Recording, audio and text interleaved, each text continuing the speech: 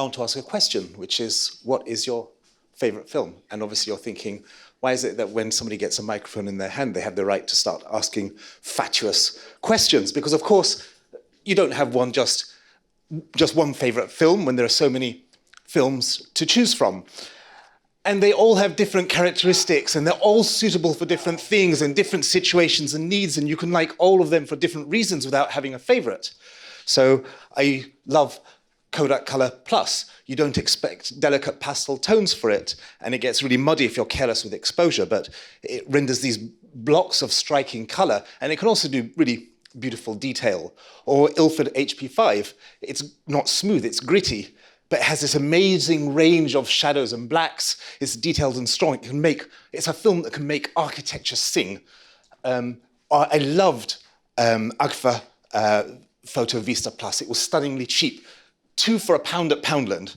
And it was very unpredictable. You would never use it for portraits. But it loved light, and it was my favorite travel film because it painted these rich and vibrant colors.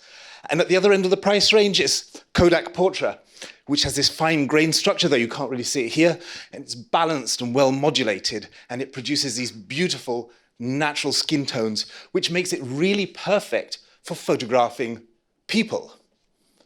And when I say people, I mean white people. Because this is what's known as a Shirley card. It's named after the model Shirley Page. From the 1950s, Kodak would send negatives of this image to all their labs, along with a really carefully produced print. So the labs could test and calibrate their own setup and procedures against this ideal result. So it was a quality system to produce the best results at scale for white people's skin. And in fact, everything in photography, from film formulations and lighting and darkroom practices and what they teach in photography schools and image enhancement and facial recognition algorithms, all of it has been premised on white people's skin. So why does it matter? Well, generations of black school children have brought home disappointing photographs, especially if they were in a minority amongst white classmates. Perhaps you've seen the funny videos of black people trying to use automatic soap and paper towel dispensers that only work properly for people with white skin.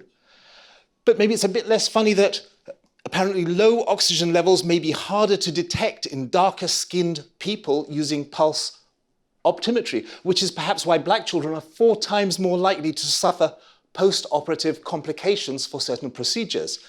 Maybe you think this is funny. Here I am in a restaurant with my colleagues. There are 6 people in this photograph, and one of them is invisible. She's invisible because the expensive mobile phone with Hasselblad lenses and packed with facial recognition technology failed to recognize a black person's face. So why does technology often seem to fail to account for the blackness of some people's skin? And I think one reason is that because people with black skin are underrepresented in the design and manufacture of those technologies, while the effect of the failure is often only visible to those who are underrepresented in the first place. And there's a general rule. Industries in which certain people are underrepresented tend to create products that disadvantage those people, because it's easier to forget about people when they're not there. So crash test dummies have been based on the average male Caucasian, whereas women are significantly more likely to be killed or severely injured in car crashes. It's not all bad news for underrepresented people. Is anyone here left-handed? Yeah, well, you've got an advantage against your more common right-handed opponents. On the other hand, you are more likely to be killed or injured when using power tools. The left-handed people, they seem to want it both ways. So in what ways, invisible to us, might the things that we make, our software products, disadvantage underrepresented people? And I don't know, which is the point, because I won't know even if I care enough to want to know. The risk is that it will be hidden from me because I'm not one of those people.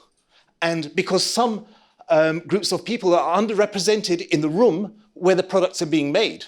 So how can we ensure that our products won't disadvantage or even harm some people? Because I believe that however good our intentions, however firm our commitment, however clever we are, we won't succeed in making products that don't make some people invisible unless those people are actually present in the room where the products are being made. Because we're remaking the world through software, and the question is, who is present and who is absent?